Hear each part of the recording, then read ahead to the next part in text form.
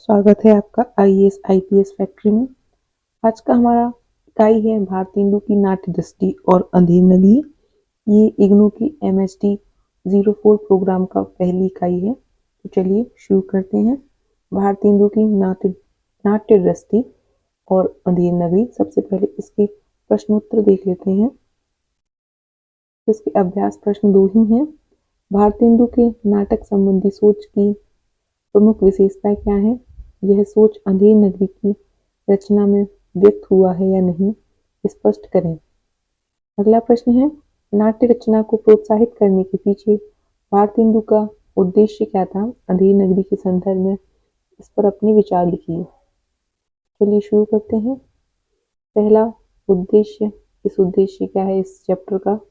भारतेंदु की नाट्य दृष्टि एवं अंधेर नगरी इकाई का क्या उद्देश्य है? एमए हिंदी के प्रथम वर्ष के पाठ्यक्रम में पाठ्यक्रम 4 के अंतर्गत नाटक एवं अन्य गद्य विधाओं का अध्ययन करेंगे। इस पाठ्यक्रम के पहले खंड में आपको भारतेंदु के नाटक अंधेर नगरी का अध्ययन करने का अवसर मिलेगा।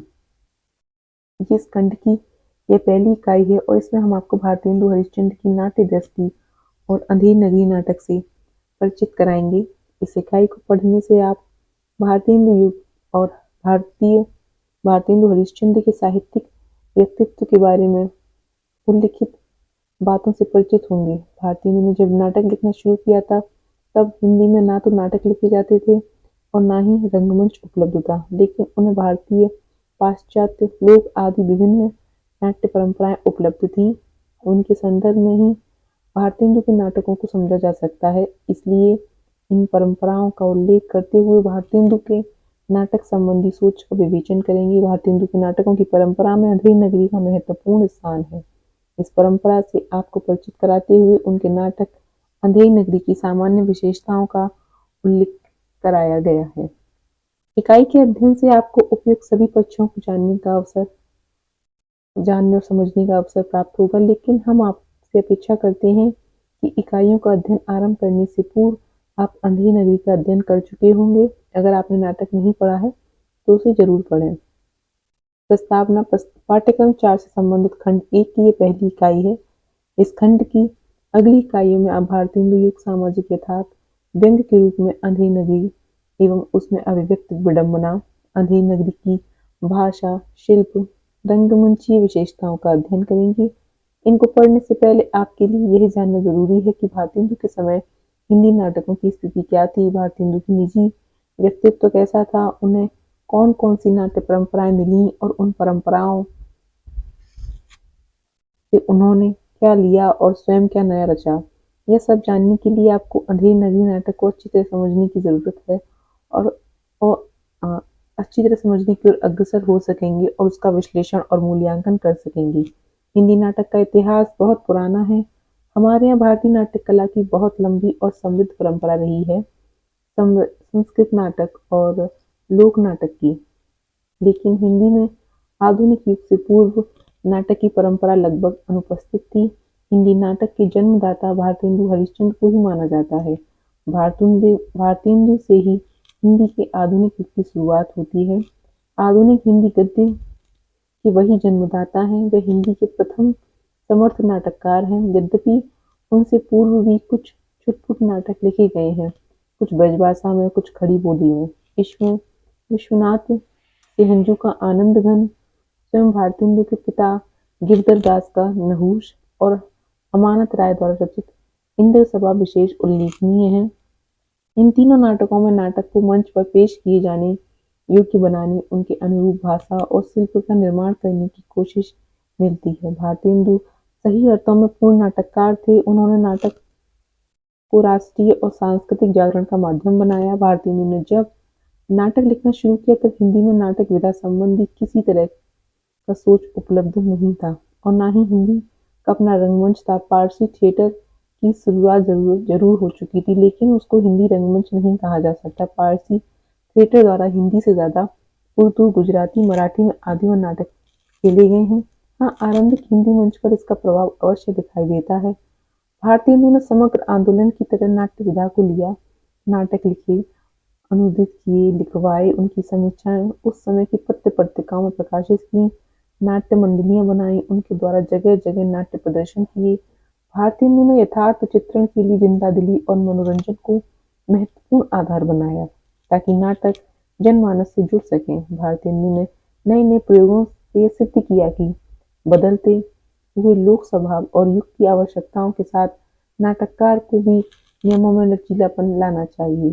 भारतेंदु हरिश्चंद्र के नाटकों में अंधेर नगरी ऐसा नाटक है जिसकी सार्थकता और मूल्यवता समय के साथ बढ़ती गई है। आपके लिए जानना जरूरी है कि नाटककार भारतेंदु और उनके नाटक अंधेरी नगरी की ऐसी क्या मौलिकता और विशेषता है कि साहित्य और रंगमंच दोनों में यह नाटक अपने लघु आकार में भी कालजयी होता गया और नाट्य रचना रंगमंच को क्रांतिकारी मोड़ देता गया। अगर हम भारतेंदु की नाट्य दृष्टि और अंधेरी नगरी की रचनात्मकता को समझ जाते हैं तो आगे की इकाइयों में अंधेरी नगरी की यथार्थ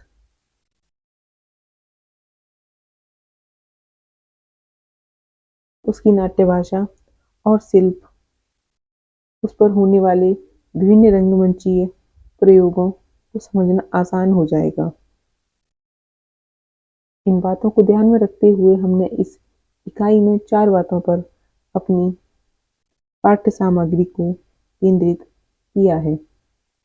भारतेंदु और विभिन्न नाट्य परंपराएं, भारतेंदु नाटक संबंधी सोच, भारतेंदु द्वारा रचित विभिन्न नाटक, अंधेरी नगरी एक नाट्य रचना के रूप में। इन चारों के अध्ययन से आपको ये आधार मिल सकेगा जिसके परिप्रेक्ष्य में आप आगे की इकाइयों में अंधेरी नगरी का विस्तृत अध्ययन और विश्लेषण कर सकेंगे। भारतेंदु और विभिन्न नाट्य परंपराएं। भारतवर्ष में नाटक की अत्यंत प्राचीन और समृद्ध लोक परंपरा और शास्त्रीय परंपरा रही है। नाट्य शास्त्र के प्रणेता भरत मुनि ने नाटक को सर्वाधिक रमणीय और पंचम वेद कहा है। भरत मुनि ने देश की पूर्व प्रचलित लोक परंपराओं की पृष्ठभूमि में ही नाट्य शास्त्र रचकर नाटक को नियमबद्ध किया और उसकी संपूर्ण रचना प्रक्रिया, सहयोग कला, रूप, रंगमंच पर प्रस्तुत प्रेक्षागृह के स्वरूप, भेद, आकार पर प्रमाणित सामग्री प्रस्तुत की। संस्कृत के नाटक तत्कालीन कला दृष्टि और रंगमंच को स्पष्ट करने वाले हैं। उसी प्रकार लोक नाटक अपनी अपनी स्थानीय विशेषताओं के साथ लोकमंच और लोक परंपराओं के चारों ओर मौजूद थे। अमानत की इंद्र सभा का स्वरूप भी उस समय के इतिहास, नाटक और रंगमंच की देन था। उसके संगीत, नृत्य, भाव, रस, गतियों, प्रकारों और लचीले शिल्प में एक मौलिक पहचान बनाई। दुख की बात है कि शास्त्र और लोक की यह सुदृढ़ परंपरा रहते हुए भी नाटक और रंगमंच हमारे जीवन से एकदम कटता गया। मध्ययुगीन सामंती पतनशीलता ने रंगमंचीयता के प्रति उदासीनता का भाव पैदा किया। यद्यपि इस पूरे दौर में लोक नाटक की परंपरा पहले की तरह गतिमान रही। अंग्रेजी शासन की स्थापना ने पश्चिम में नाटकों और रंगमंच से हमारा परिचय कराया। इस परिचय ने हमें प्रेरित किया कि हम अपनी नाट्य परंपरा की पुनः खोज करें। वर्षों तक पारसी नाटक कंपनियों के व्यावसायिक और सतही मनोरंजन नाट्य प्रदर्शनों का बोलचाल रहा। इसका नतीजा यह हुआ कि रचनात्मक और साहित्यिक स्तर के नाटक लिखने की कोशिशें रंगमंच से दूर हटती गईं। समीक्षक नाटक का विभाजन 2 खानों में करके देखने लगे, साहित्यिक नाटक और रंगमंचीय नाटक। हमारे नाटककार लंबे समय तक रंगमंच से कटे रहे। नाटक की विधागत मौलिकता और जटिलता से शून्य कोरी कल्पना द्वारा नाटक करते रहे। व्यावसायिक रंगमंचीय नाटकों की प्रतिक्रिया में शुद्ध साहित्यिक नाटक लिखते रहे। इन्हीं परिस्थितियों के बीच भारतेंदु हरिश्चंद्र का युगांतकारी व्यक्तित्व उभरता है, जिन्होंने बड़ी तीव्रता से नाटक को माध्यमगत और कलागत विशेषताओं को पूरी तरह समझा ही नहीं बल्कि उनके लिए सामूहिक और योजनाबद्ध ढंग से काम किया। उनके सामने बहुत से कार्यभार मौजूद थे। नाट्य लेखन, अनुवाद, प्रदर्शन, राष्ट्रीय चेतना का विकास, लोक रुचि का परिष्कार, व्यावसायिक थिएटर के विरुद्ध संघर्ष व हिंदी की अपनी नाट्य परंपरा, नाट्य शिल्प और रंगमंच के विकास के लिए संघर्षशील रहे। भारतेंदु हिंदी के अकेले ऐसे नाटककार हैं जिन्होंने अपनी मौलिकता और चिंतन को नाटक निबंध और अपने नाट्य लेखन में प्रयुक्त नए प्रयोगों द्वारा प्रस्तुत किया है। नाटक निबंध को बिना पढ़े आप भारतेंदु की मौलिकता और हिंदी नाट्यशास्त्र के विषय में उनके चिंतन को नहीं समझ सकते। यह परंपरा और आधुनिक दोनों स्रोतों से प्राप्त रंग दृष्टियों को आत्मसात करते हुए हिंदी की अपनी रंग दृष्टि और नाट्य परंपरा का विकास करना चाहते थे। भरतमुनि के नाट्यशास्त्र को उन्होंने नकारा नहीं है, लेकिन उसका ज्यों का त्यों अनुसरण व हिंदी के लिए उपयुक्त नहीं मानते। इस प्रकार भारतेंदु हरिश्चंद्र ने हिंदी नाट्य परंपरा के विकास के लिए एक ओर भारत की प्राचीन संस्कृत नाट्य परंपरा से सीखा, तो दूसरी ओर उन्होंने भारत के विभिन्न प्रांतों में मौजूद लोक नाट्यों की परंपरा को अंगीकार करने में भी संकोच नहीं किया। इसके बावजूद उनका नाट्य चिंतन पश्चिम की नाट्य परंपरा से प्रेरित था, जिसमें भारत के आधुनिक नाट्य परंपरा के विकास का आधार बनने का काम किया था। फारसी थिएटर इसी नाट्य परंपरा का भारतीय व्यावसायिक लोकप्रिय रूप था। इन विभिन्न परंपराओं के परिप्रेक्ष्य में ही भारतेंदु की रंग सृष्टि को समझ सकते हैं। अतः कह सकते हैं कि भारतेंदु की नाट्य दृष्टि भारतीय और आधुनिक है, रूढ़िबद्ध नहीं। भारतेंदु मूलतः लोकधर्मी चेतना के नाटककार हैं, लेकिन वह संस्कृत के शास्त्रीय विधान, फारसी नाटक, पश्चिम की नाट्य कला के प्रभाव से सर्वथा मुक्त नहीं है। अंधेरी नगरी के अध्ययन से ही आप जान पाएंगे कि इन छोटे से नाटक में सभी परंपराओं का प्रभाव है। भारतेंदु के नाट्य संबंधी दृष्टि।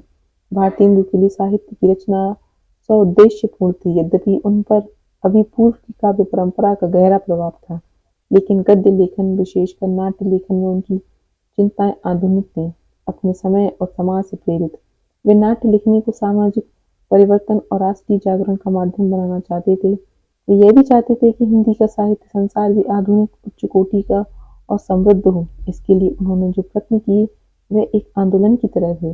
भारतेंदु के नाटक लेखन में उनका बेधड़क जिंदादिल व्यक्तित्व और उनकी प्रगतिशील चेतना का असर आप देख सकते हैं।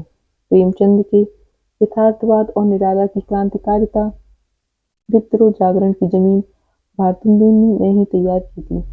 वह स्वयं अभिनेता, रंगकर्मी, निदेशक और समीक्षक थे। वे सामाजिक परिवर्तन और राष्ट्रीय नवजागरण को लिए नाटकों को सबसे सशक्त माध्यम मानते थे।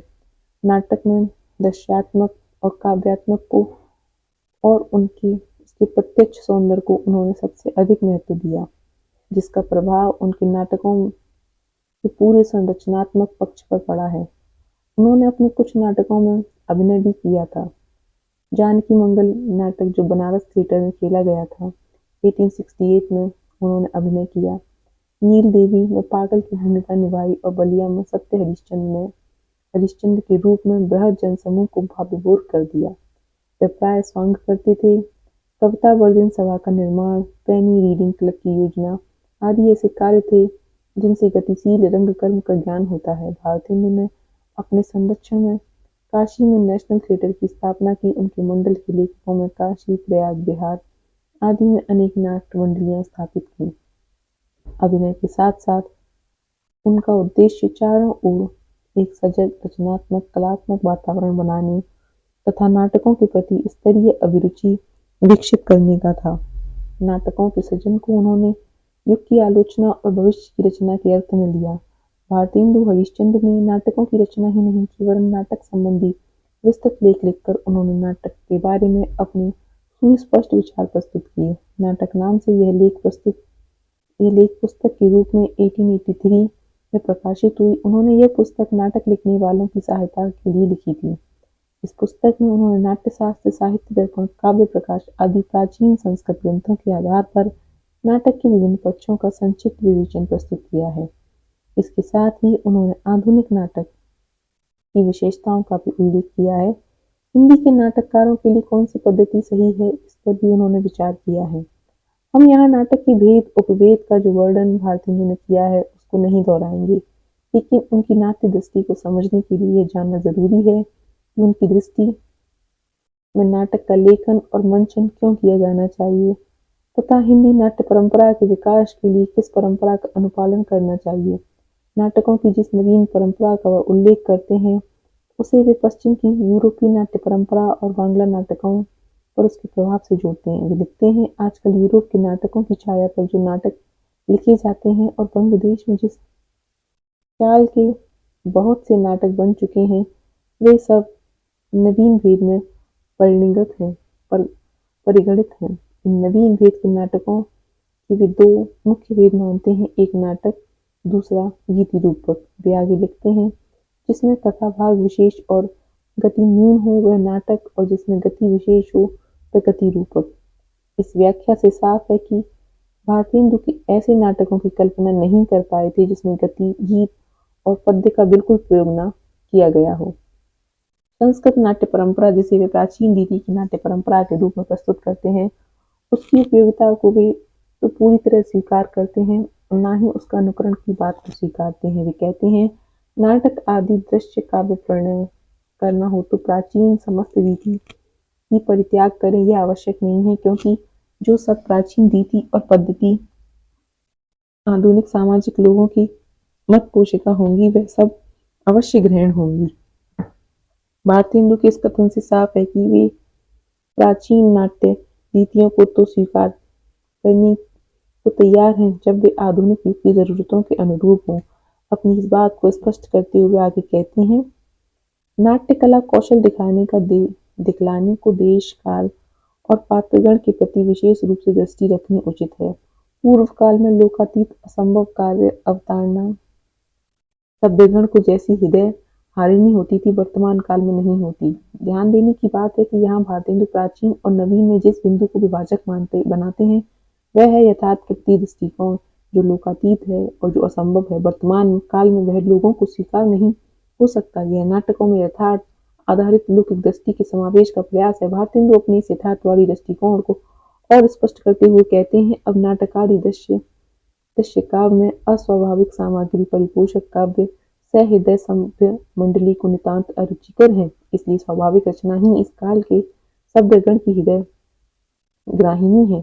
इससे अब अलौकिक विषय का आश्रय करके नाटकादि दृश्य काव्य प्रणयन करना उचित नहीं है। अब नाटक में कहीं आशी प्रभीत नाट्यालंकार, कहीं प्रकीर्त, कहीं विलोपन, कहीं संपेट, पंचसंधि व ऐसे अन्य विषयों की कोई आवश्यकता नहीं बाकी रहेगी।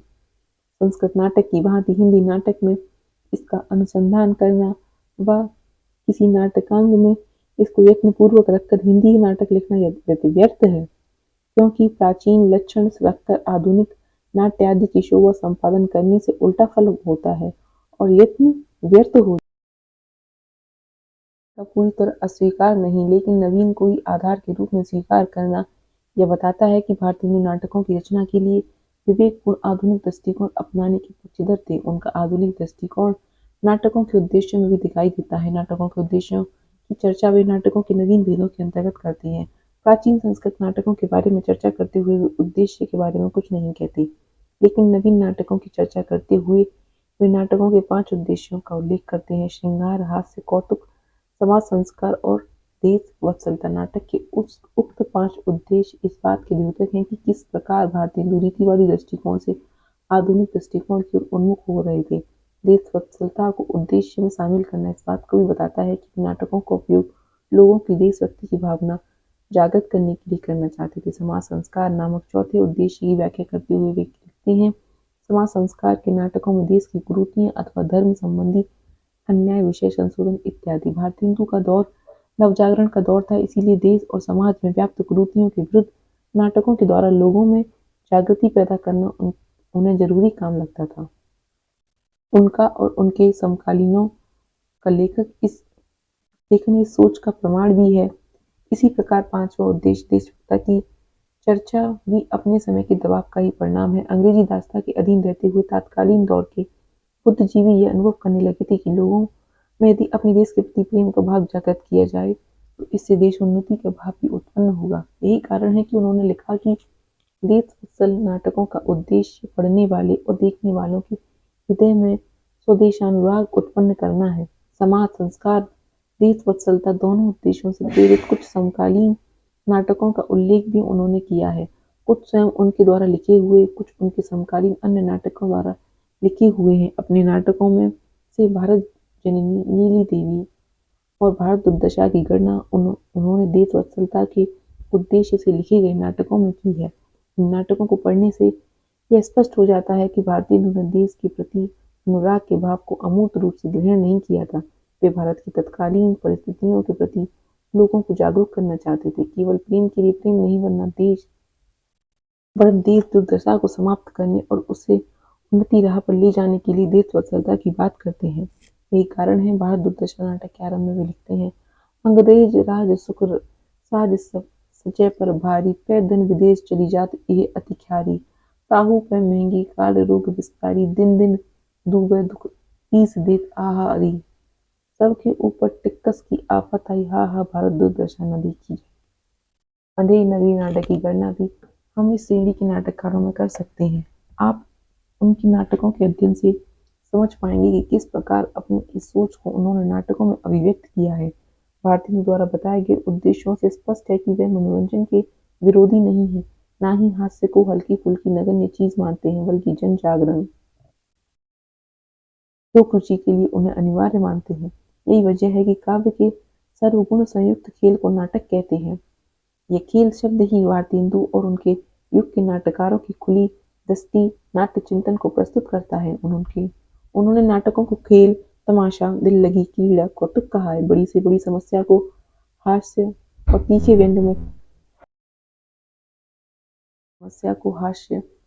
व्यंग में कहकर वह नाटक की मंची प्रकृति को उजागर करते हैं, नाटक के चमत्कार और उसके प्रभाव को समझते हैं। जब वे कहते हैं कि देखो ये हिंदी भाषा में नाटक देखने की इच्छा से आते हैं, इन्हें कोई खेल दिखाओ, तो ये एक निष्ठावान, चिंतनशील, सहज, सक्रिय रंगकर्मी का जनवादी रूप उभरता है। इसके लिए वे जनता की स्थानीय बोलियों के प्रयोग, मुहावरे, टोन, लय, उनके गीत, छंद, लोक संस्कृति, आचार व्यवहार ग्रहण करते हैं, जिसे आप प्रेम जोगिनी अंधेरी नगरी में देख हो सकते हैं। किस तरह भारतीय हिंदू नाटक की प्रकृति के साथ जनता की प्रकृति और राष्ट्र की आवश्यकताओं को पहचानते चलते हैं। वे अपने कथ्य शिल्प कर्म को लादना नहीं चाहते कि देखो ये मैंने किया है। भारतेंदु के नाटक इस अहम से मुक्त हैं। उनके लिए साहित्यिकता कोई आरोपित पक्ष नहीं है, ना रंगमंचीयता अलग से कोई लादा गया बाह्य तत्व। दोनों की सूक्ष्म आंतरिक संगति का सर्वोत्तम उदाहरण आप भारतेंदु के नाटकों में देखेंगे। भारतेंदु द्वारा रचित विभिन्न नाटक। भारतेंदु हरिश्चंद्र की नाट्य रचना कर्म क्षेत्र में जुटने जैसी थी। उनके नाटक लिखकर न सिर्फ साहित्य की सेवा की, बल्कि हिंदी भाषा की उन्नत करने, हिंदी नाट्य कला रंगमंच का विकास करने का ऐतिहासिक कार्य किया। उन्होंने युग की आवश्यकताओं को पहचान कर नाटक लिखे। अपनी बहुमुखी व्यक्तित्व के साथ भारतेंदु ने नाट्य रचना के क्षेत्र में अद्भुत सृजनशीलता और गंभीरता का परिचय दिया। कविता, निबंध आदि विधाओं में लिखते हुए भी नाट्य विधा की ओर उनका विशेष झुकाव दिखाई देता है। भारतेंदु नाटकों के द्वारा जनता को नवजागरण की दिशा में संस्कारित करना चाहते थे। वे जानते थे दृश्य काव्य होने की वजह से नाटक जनता को जागृत करने का सशक्त माध्यम हो सकता है। वे स्वयं अभिनेता और निर्देशक भी थे, इसीलिए नाटकों को इस दृष्टि से उपयोग करने में अधिक सक्षम थे। उन्होंने प्रचुर नाट्य साहित्य की रचना की, जो कि मौलिक भी है और अनुदित भी। नाटकों के लेखन में उन्होंने अपनी जागरूक चेतना और आधुनिक दृष्टि का परिचय दिया है। शिल्प और शैली के विविध प्रयोगों और साथ ही भाषा की बनावट और शक्ति के प्रति वे सजग थे। उनके सभी नाटकों में उनकी मौलिकता और विशिष्टता दिखाई देती है। भारतेंदु ने निम्नलिखित नाटकों की रचना की है। वैदिक हिंसा हिंसा न भवति 1873, विशस्य विषमोधम 1875, प्रेम जोगिनी 1875, सत्य हरिश्चंद्र 1875, चंद्रावली 76, भारत दुर्दशा 1876, भारत जननी 1877, नील देवी 1880, अंधेरी नगरी 81 और सती प्रताप 1884। छायानुवाद विद्या सुंदर 1868 बंगला से, अनुदित रत्नावली 1868, पाखंड विडम 1872, धनंजय विजय 73, मुद्रा राक्षस 1875, कर्पूर मंजरी 1876, दुर्लभ बंधु 1880। भारतेंदु के नाटकों के अध्ययन से स्पष्ट होता है कि उन्होंने नाटक के कथानक, चरित्र, भाषा, शिल्प, रंगमंच के बारे में गहन रूप से विचार किया था। वे हिंदी नाटक के स्वरूप को भी विकसित कर रहे थे और अपने समय से भी उसे जोड़ रहे थे। पुरानी रूढ़ियों, अंधविश्वासों को तोड़ते हुए उनके सभी नाट्य प्राचीन प्रचलित रीतियों के अंधानुकरण का विरोध करते हैं। वस्तुतः वह नाटक का जातीय रूप विकसित करना चाहते थे, इसीलिए नाटकों की विषय वस्तु यथार्थवाद के नजदीक है। उन्होंने निबंध के साथ ही नाटकों में भी प्रहसन को आवश्यक माना है। वैद्य की हिंसा हिंसा न भवति एक प्रहसन है। इस नाटक का उद्देश्य यथार्थ के उद्घाटन और व्यंग्य द्वारा जीवन में आई विकृतियों के प्रति जनता को सचेत करना है। अपने लघु आकार में भी यह प्रहसन पूर्ण नाटक की विशेषताओं से युक्त है। सभी पात्र प्रतीकात्मक और व्यंग्य चरित्र हैं। विशस्य विषमोदम संस्कृत की भाषा शैली में लिखा गया एक पात्रीय नाटक है। भारतेंदु अपने समय के राजाओं की व्यभिचार लीला प्रजा शोषण देख रहे थे। वे राजा ही देश की परतंत्रता के कारण बने। भारतेंदु ने सामंत वर्ग की स्वार्थ लोलुपता, अंग्रेजों की कूटनीति को एक साथ पहचाना है और एक पात्रीय नाटक की एक रस्ता को कहावतों, चुटकुलों, मुहावरों, पद्यों, श्लोकों, व्यंग्य हास्य से मनोरंजक बनाया है। प्रेम जोगनी भी काशी के पाखंड और रूप का यथार्थवादी नाटक है। यह काशी के बहाने सामंती संस्कृति के पतन का नाटक है। इस नाटक के क्षेत्र में भारतेंदु का नया प्रयोग है। हर अंक में नए पात्र आते हैं, अतः एक पात्र के कई बार अभिनय करने की संभावनाएं बनती हैं। सत्य हरिश्चंद्र नाटक रीतिकालीन श्रृंगार रस के प्रति असंतोष से उपजा है। यह नाटक नवयुगों में चरित्र और आदर्श स्थापित करने के उद्देश्य से लिखा गया है। सत्य हरिश्चंद्र हेमेश्वर के चंड कौशिक नाटक के आधार पर लिखा गया है। यद्यपि उसका रूप, उसकी भाषा की सरसता, भावनात्मकता, उसके सरस पद्य सब भारतेंदु हरिश्चंद्र के हैं। सत्य हरिश्चंद्र की रचना कर वह देश का जनमानस गर्व से भरना चाहते थे, उसे चारित्रिक उत्थान के माध्यम से बनाना चाहते थे। इसके शिल्प विन्यास में भी पाश्चात्य शैली के प्रभाव के साथ ही उनकी मौलिकता भी दिखाई देती है। यह नाटक भारतीय जनता के धैर्य और अथाह करुणा का प्रतीक है। चंद्रावली प्रेम और भक्ति की स्त्री पात्र प्रधान नायिका है। इसमें सूर, मीरा, रसखान जैसे कवियों के भक्ति काव्य का आनंद मिलता है। चंद्रावली को रासलीला के लोक नाटक रूप में लिखा गया है। राधा कृष्ण की युगल मूर्ति के उपासक भारतेंदु का अखंड परमानंद चंद्रावली के अनन्य प्रेम और भक्ति के द्वारा व्यक्त हुआ है।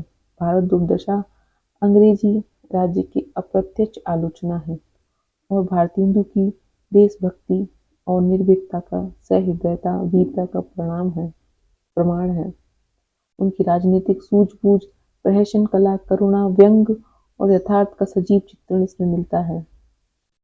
प्रतीकात्मक पात्रों के द्वारा उन्होंने अपनी बात कहने की सफल कोशिश की है। लोक धर्मी चेतना और प्रयोगशीलता के कारण भारत दुर्दशा आज भी प्रासंगिक हो। यह लचीले शिल्प का नाटक है। उसमें पारसी रंगमंच, नौटंकी, लोक नाट्य रूप का अद्भुत मिश्रण है। भारत जननी भी भारतवर्ष की तत्कालीन परिस्थितियों के आधार पर लिखा गया काव्य नाटक है। चंद्रावली और भारत जननी में गीति काव्य का सूत्रपात देखा जा सकता है। भारत दुर्दशा के तुरंत बाद लिखा गया नील देवी नाटक भी स्त्री प्रधान और पहला दुखांत नाटक है। भारतेंदु देश में फैले इस भ्रम को दूर करना चाहते थे कि भारत में स्त्रियों की दशा बहुत खराब रही है। नील देवी का महत्वपूर्ण गुण है उसके साथ सरस मधुर गीत, भारतेंदु के प्रहसन, जिंदा दिली और तीव्र अभिनयात्मकता की शैली। नील देवी के गीत आधुनिक दृष्टि से नाट्य गीत का सुंदर उदाहरण है। अंधेर नगरी में भारतेंदु हरिश्चंद्र की नाट्य कला का चरमोत्कर्ष हुआ है। प्रहसन और व्यंग्य कला का इतना चुटीला और सजीव रूप, उनकी सजगता मानव जीवन की उनकी गहन पैठ का परिणाम है। जन प्रचलित एक छोटी सी लोकोक्ति के आधार पर रचित यह छोटा नाटक अपने भीतर समग्र वर्तमान संदर्भ छिपाए हुए है। एक लोक कथा में नए प्राण फूंकना और लोक जीवन और राजनीतिक चेतना को एक दूसरे के करीब लाते हुए उसमें निहित यथार्थ को व्यंग्य द्वारा व्यक्त करना भारतेंदु की मौलिकता है। अंधेर नगरी भारतेंदु के समय का ही नहीं, हमारे समय का भी यथार्थ है। सती प्रताप में सती सावित्री के कथानक को लेकर भारतीय नारी की चेतना और आदर्श को प्रस्तुत किया गया है ताकि पुरुषों में नवीन जागरण उत्पन्न हो सके। भारतेंदु इसके केवल 4 दृश्य ही लिख पाए थे, बाद में बाबू राधा कृष्ण दास ने इसे पूरा किया था।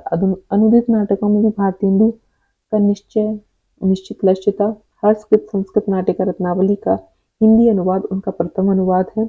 वे शकुंतला के श्रेष्ठ पठनीय तिथि मानते हैं। इस अनुवाद में मूल संस्कृत छंदों के साथ स्वयं उन्होंने भी छंद बनाए थे। पाखंड विडम्ब कवि कृष्ण मिश्र कृत प्रबोध चंद्रोदय के तीसरे अंक का अनुवाद है। एक अंक की कथावस्तु को नया नाम देकर एक स्वतंत्र रचना के रूप में अनुवाद करना भारतेंदु की मौलिक दृष्टि का परिचायक है। इसके प्रतीकात्मक पात्र भारतेंदु भारत दुर्दशा का ही आरंभिक रूप है। भारत अनुवाद की सी नहीं लगती। प्रहसन के द्वारा भारतेंदु अपने सब लक्ष्य पूरे करते हैं। धनंजय मिश्र वीर रस प्रधान ओजपूर्ण नाटक है।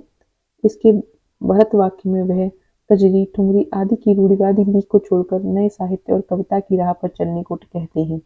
मुद्रा राक्षस संस्कृत के नाटककार विशाखा दत्त का एक राजनीतिक नाटक है। नाटक नायिकाओं की श्रृंगार लीलाओं से हटकर प्राचीन और नवीन परंपराओं के समन्वय के द्वारा इस नाटक से भारतेंदु प्रमाणित करना चाहते थे कि श्रृंगार रस के बिना भी विचारोत्तेजक महान नाटक की रचना की जा सकती है। आज के सांस्कृतिक जीवन में भी मुद्रा राक्षस का महत्व है। चाणक्य की कूटनीतिक दृढ़ता और नैतिकता दर्शनीय है। घटनाओं और पात्रों के अंतर्द्वंद का चित्रण, संपूर्ण कथा का संयोजन बहुत सुंदर हुआ है। इस नाटक का अनुवाद और भी अधिक जीवंत और मौलिक है। इस प्रकार यह अनुवाद की भाषा और स्वरूप का मौलिक उदाहरण है। संस्कृत और पाश्चात्य नाट्य कला का समन्वय कर भारतेंदु हिंदी नाटक कला का स्वरूप निर्माण करने के प्रति भी सचेत दिखाई पड़ते हैं। यह नाटक साहित्य और रंगमंच दोनों के लिए अनुकरणीय है। कपूर मंजरी कवि राजेश शेखर द्वारा प्राकृत भाषा में रचित कपूर मंजरी का अनुवाद है। इसमें राज दरबार का सुंदर व्यंग्यात्मक चित्र है। श्रृंगार रस के लिए मूल गीतों के स्थान पर हिंदी के रीतिकालीन कवियों के श्रृंगार प्रधान गीतों का प्रयोग उनकी मौलिकता है। दुर्लभ बंधु शेक्सपियर के प्रसिद्ध नाटक मर्चेंट ऑफ वेनिस का अनुवाद है। भारतेंदु ने पात्रों के नाम, स्थान, कथा, संवाद आदि में परिवर्तन करके उसका भारतीकरण किया है। इस नाटक द्वारा सच्ची मित्रता और धनिकों के हृदय की क्रूरता दिखाना उसका विषय उनका उद्देश्य है। विद्यासागर यतीन्द्र मोहन ठाकुर ने बंगला नाटक का अनुवाद है। यह एक प्रेम कथा है। कथा विन्यास और चरित्र चित्रण में मानसिक अंतर्द्वंद भी और घटनाओं का उतार चढ़ाव दोनों व्यक्त हुए हैं।